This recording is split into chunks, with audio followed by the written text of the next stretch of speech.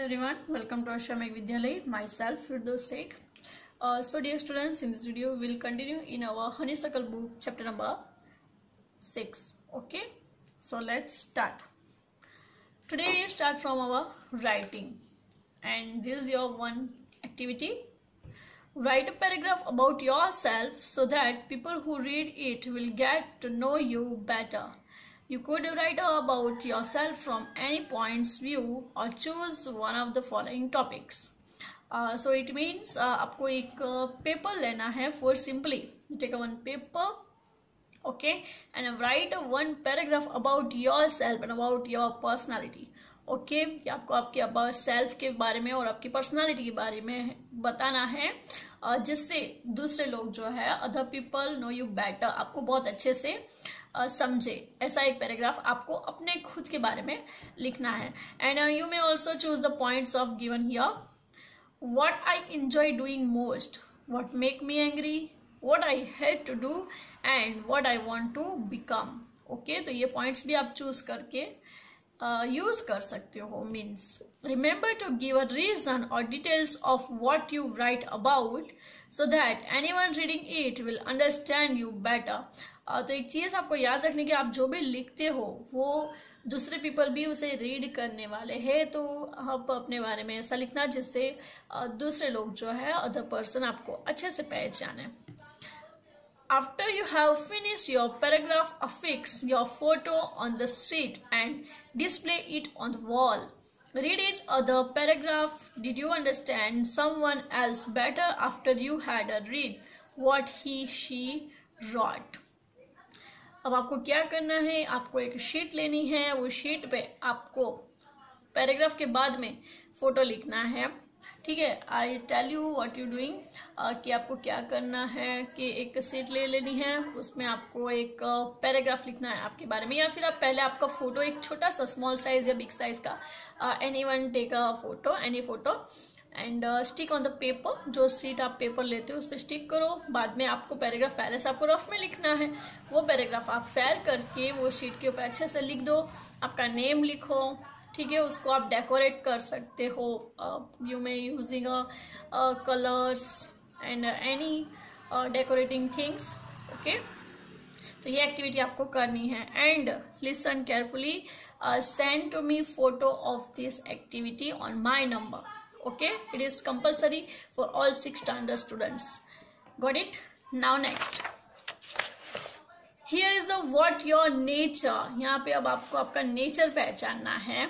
Read this column about career in environment that is working to keep a world, the land, air, water and the people, animals and the plants safe from natural and a man-made danger.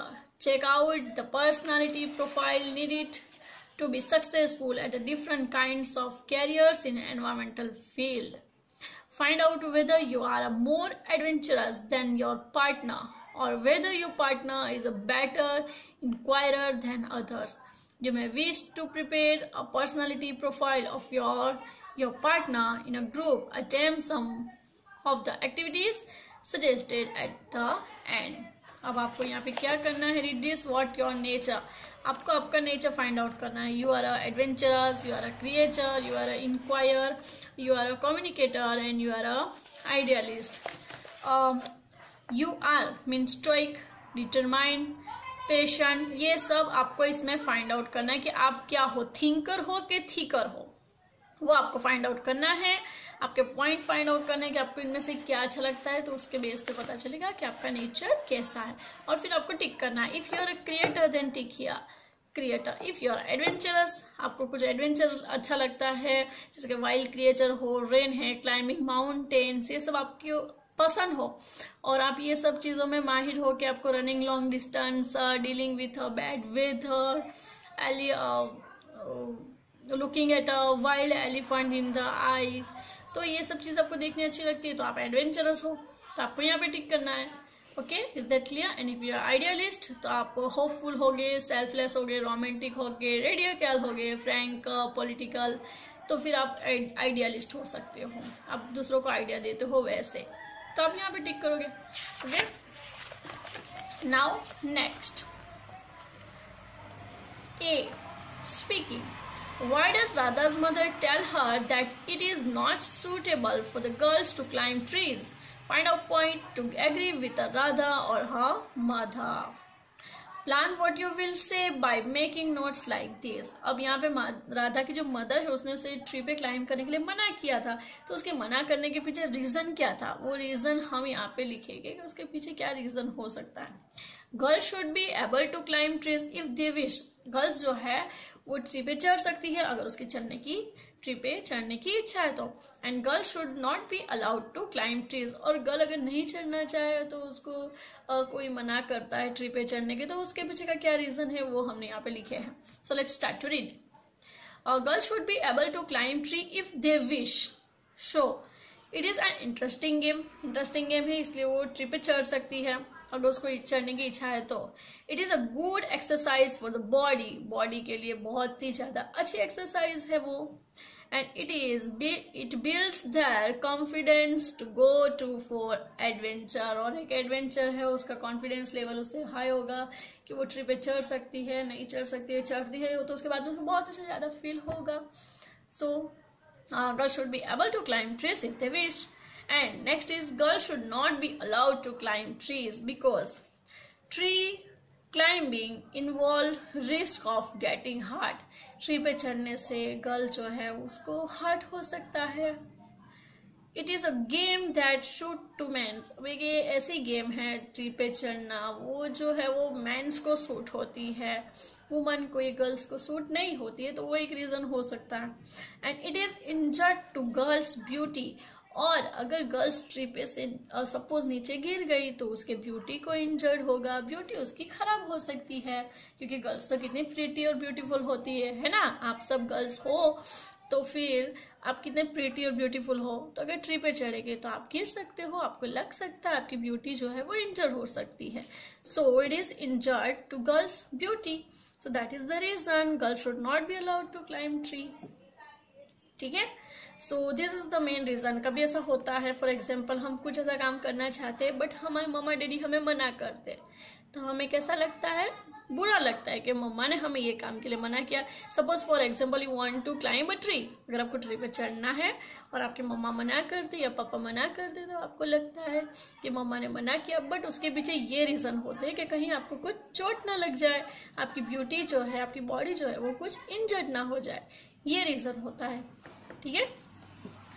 Now next on the next page, know your country. अब आपको यहाँ पे आपकी country को अच्छे से पहचानना है. This is the answer the questions. Find out by yourself. The Hirakud name is a build on the major river, name it. So find out this answer. Second is, in which state is Kanyakumari, the southernmost tip of the mainland?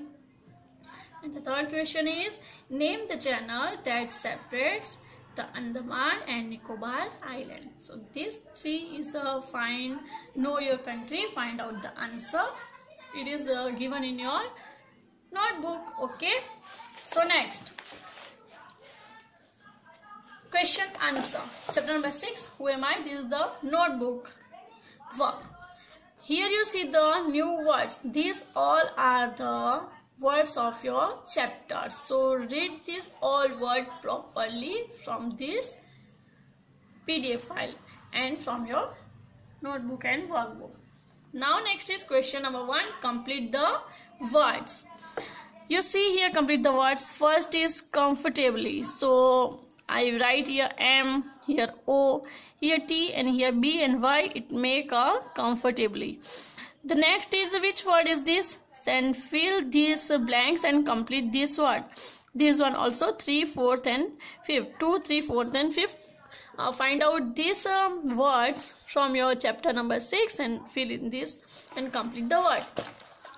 That is your question number 1. Now your second question is, write the name of the speaker of the given sentence. यानी जो sentence दिया है उसका speaker, यानी वो जो sentence है वो किसने बोला है, वो पीपल का आपको नेम लिखना है, स्पीकर का नेम लिखना है. For example, 1 is done for you. When I grow up, I want to become a seed collector.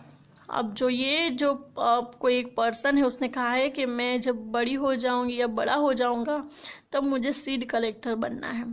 तो वो ये सेंटेंस किसने बोला है? तो नासिर ने। तो हमने क्या लिखा है यहाँ पे? नासिर।